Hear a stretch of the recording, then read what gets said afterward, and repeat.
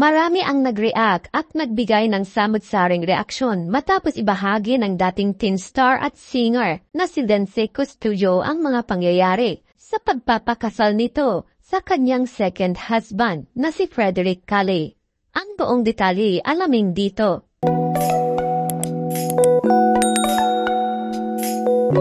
Ang kasal ay isa dapat sa mga madidigaya at hindi malilimutang araw sa buhay ng isang babae. Ngunit sa kasamaang palad, hindi ito ang kaso ng dating teen actress na si Lindsay Custodio. Ang kanyang kaligayahan ay nauwi sa pagkabigo noong araw nang siya ay magpakasal sa kanyang pamalawang asawa. Sa mga hindi nakakaalam ay pumanaw ang unang asawa ni Lindsay Custodio taong 2018 at nagkaroon sila ng 2 anak. Taong 2022 naman nang magpakasal sa bago nitong pag-ibig sa katauhan ng non-showbiz at Canadian-based boyfriend nito na si Frederick Calle. Kwento ni Lindsay na sa araw ng kanilang kasal pagkatapos ng seremonya ay dumiretso sila sa bangko dahil hiniling daw umano ni Frederick na ideposito ang lahat ng cheque na natanggap nila bilang regalo sa kasal.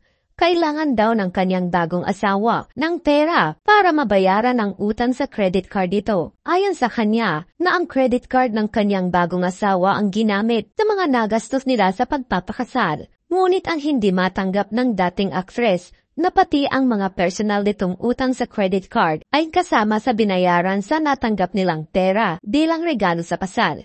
Nag-offer daw ito ng kasal kaya dapat ay handa ito sa lahat ng gastusin. I was against it talaga. I was expecting na nag-offer siya ng kasal, so he should be prepared for it. Iaasa lang pala niya doon sa mga cash gifts sa kasal. Saad pa ni Lindsay na ang mas nakakadismaya umano nang sabihan siya ng bago niyang asawa na mag-withdraw sa personal account ni Lindsay para pandagdag bayad sa kanyang credit card bills. Nagulat umano siya pero pilit pinakalmang sarili dahil nasa loob sila ng bangko at maraming tao ang nakakakita. Nagulat ako pero I was composed kasi nahihiya ako dahil ang daming tao sa bangko.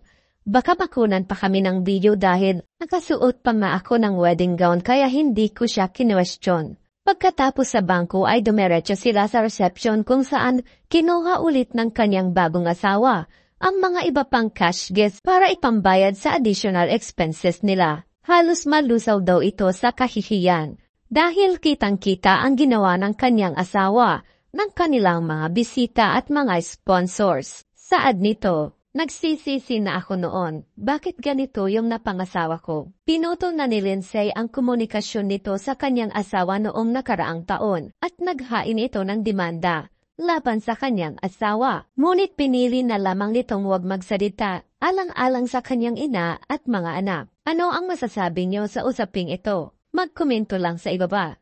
At huwag kalimutang mag-subscribe para sa susunod nating mga bagong upload.